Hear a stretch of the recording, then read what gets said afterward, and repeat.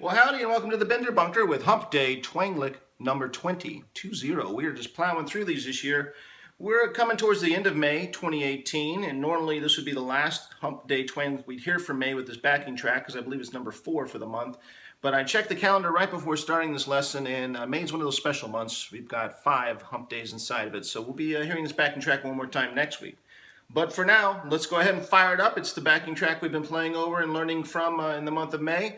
And once it loops through once, I'm going to play this week's Hump Day Twang Lick over it so you can decide if you'd like to partake. So here we go.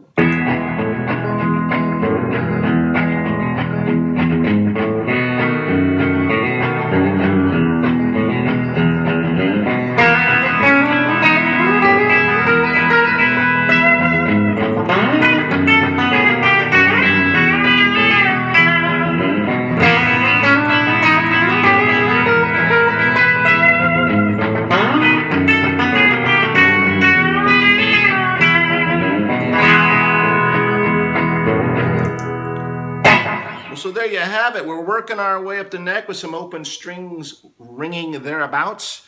We're working this kind of lick. I'll play it once without the backing track.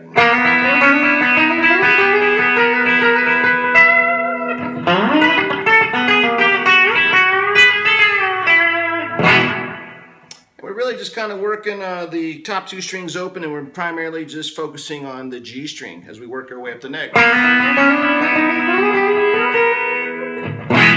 Get the idea. And the nice part about it is it's pretty darn easy to play, and it sounds a little bit more flashy than it really is. So hey, how can you go wrong with that? So go grab the twang instrument of your choice, meet me on the other side of the fade, and we're going to get on it. Alright, I've tried to wait until later into the dusk part of the evening, but it is still about 92 degrees outside the bunker. So let's get to Hump Day Twang Lick number 20 so I can get that AC back on with our new motto, less talk, more twang. So we're going to start probably where we should always start, at the beginning, and that's what you remember hearing from the opening, which is an ascending G string lick to get us up the neck. Sounded something along the lines of...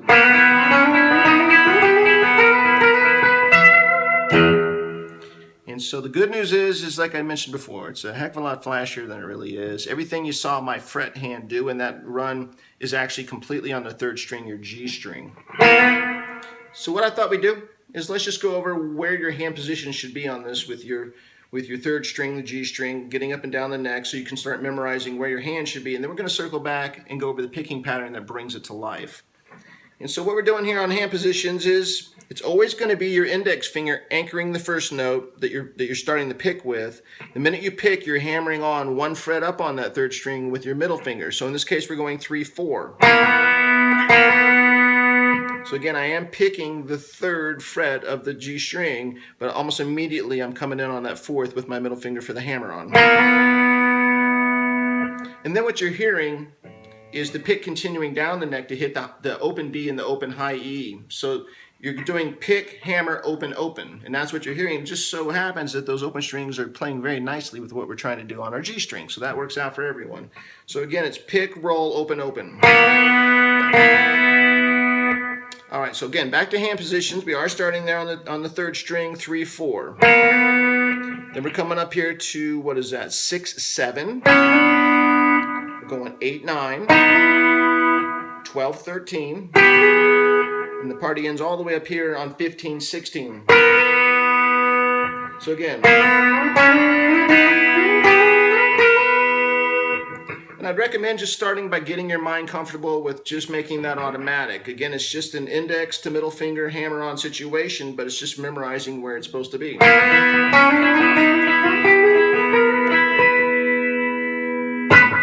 All right, once you got that, let's circle back now and do the picking pattern, which is really kind of a faux banjo roll situation. It's based off something I do when I'm watching TV and watching with my fingers.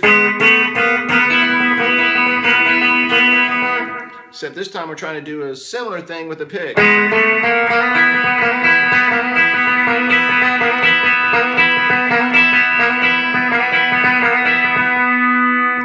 It's all pick. And so what we're doing here is, as you already know, let's start at the beginning. I'm doing the 3, 4 hammer on. So again, it's pick, hammer on, open string, and then I'm coming up picking the high E open again, and I'm coming back and up picking the 4th where my middle finger is on the 3rd string.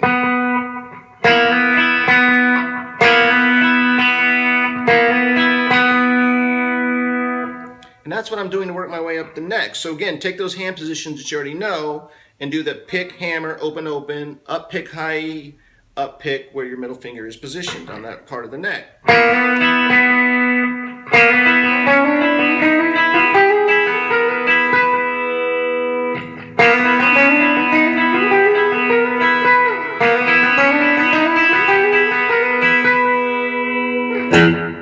Okay, so that's the picking pattern you have to work on. You now know the hand position, you now know the picking pattern that you've got to work on. So just sit there on the third until it's smooth. Once you have that, you can get that rhythm and just keep that going up the neck.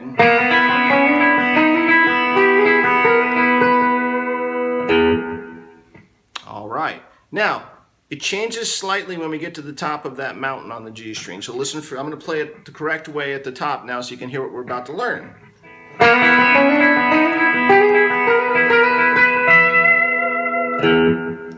And that last note you heard is really, that's the only time we're going to bring in a fretted note on the second string. And that's going to be what you're ultimately going to hear and do is take your ring finger on that second B string and go up and hit the 17th is your final note. So when we get up here, that's what we're doing. So that's our final run up the neck. So that's our final 15 to 16. So we're picking 15, hammering on to 16, and doing what we've always done, which is continuing on and hit the top two strings open. And then we are coming back and up picking the high E open. So everything's the same at that point. But we're not then coming back and up picking where our middle finger is like we usually would, which in this case is the 16th. We're not doing that. What we're doing is we're going to do the hammer on again. So listen to that. So it's pick, hammer, two strings, up, and then we come back and do the exact thing. And then I am ending, that second time I am ending like I usually do on this run, which is my middle finger on the 16th on the G string. And then the very last note is where my ring finger then drops in on the B string on the 17th. So we have those two playing together. All right, so try and do it slowly here.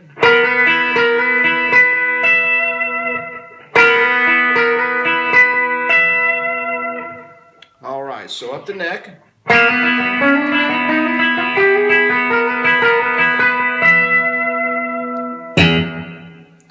And that's it. That is the ascending G string lick, getting you all the way up to the 15th, 16th, and 17th fret. And like I say, it's really kind of more about what you're doing with your pick hand to simulate that faux banjo roll mentality. So work on getting that fluid. Speaking of fluids, I'm going to go grab a glass of water because it's steaming up here in the bunker. I don't know if it's the summer or the licks, probably a combination thereof. But I'll be right back and we're going to finish this Hump Day Twang lick number 20 off in style. All right, back and fully hydrated. Let's continue on. I'm going to go ahead and play the ascending G lick we just learned and then go into the next part, and we'll learn that.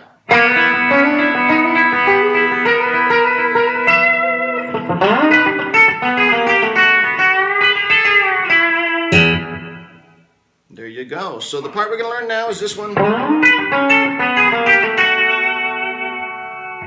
And really, that's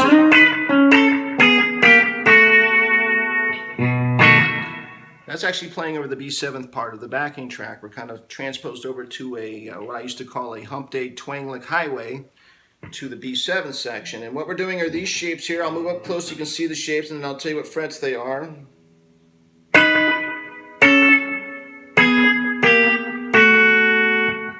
And what we're doing there is we're working off the 4th string and the 2nd string, your D and your B.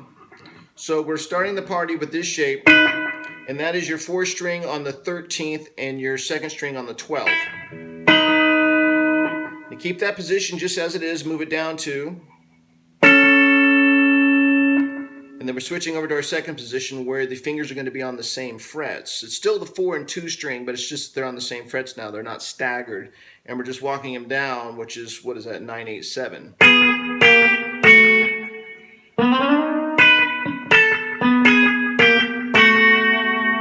So those are the positions. Now what I'm doing to kind of get the twangy sound out of it,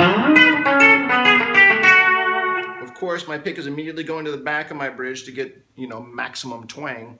And then I'm sliding into the lick too. I'm not just starting cold on that first pick. I'm sliding. So to start things off, I kind of go down below my target area, and I've got my, so I'm going with my middle finger on the 4th string and my index finger on the 2nd string. So I'm sliding into that 13th fret on the 4th.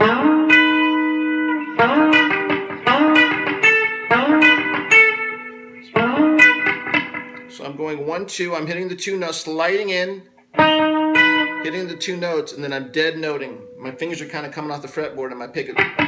So listen for that.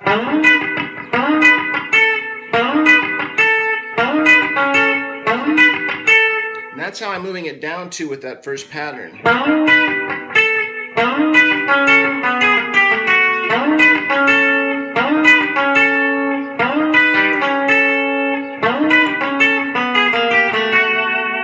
And it gets really kind of easy there. I'm hitting the 4th string first, and then I'm going to the 7th.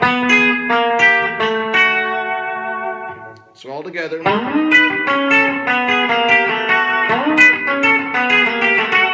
That's pretty much it right there.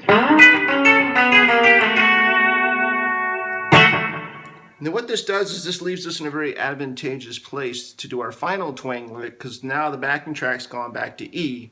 And so we're going to switch over here. I'm in a great space for one of the classic E twang licks that I always seen. You've probably seen it in a previous lesson, which is... And what we're doing there is we're working the top 2 strings. And I've got my middle finger on the 2nd string and my ring finger on the high E. And of course, the only string that's bending in this section is the 2nd string, not the high E. But what we're doing is we're starting by hitting our 2nd string with our middle finger on the 7th and bending it up. So it's hit, bend, hit the high E that's there on the 7th. Go ahead and go back and hit the 2nd string again that's still bent. And then we're dropping down on the high E with our index finger to the 5th.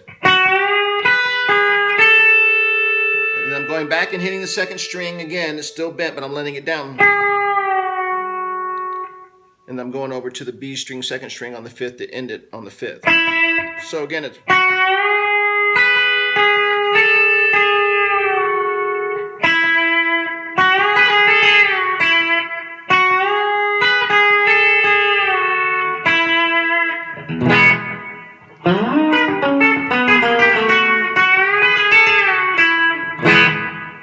And that's kind of the whole lick together. So I'm going to try and play it all the way through from the beginning, and then we'll bring Mr. Backing Track back. Here we go.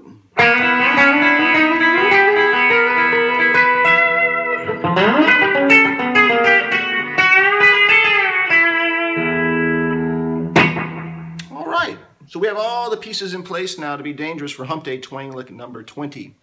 We know how to get up the neck on that G string. We know how to work our way back down on the 4th and 2nd strings together.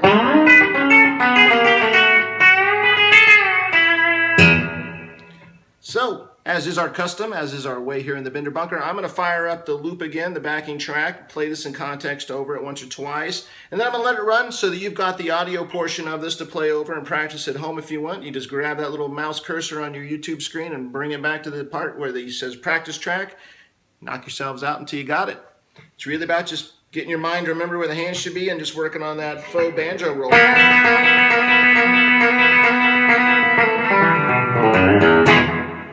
It can be done. All right, my friends, I'm going to fire up the track. As always, it's never too late to go on a bender in the Bender Bunker. If you got anything out of this, you liked a section of it, give it a like. Share it with other twang buddies that might get something out of it. And let's just keep the twang revolution going. All right, backing track, lick. You practice away, and I will see you next Hump Day. We'll finish May out with our rare 5th Hump Day in 1 month. All right, until then.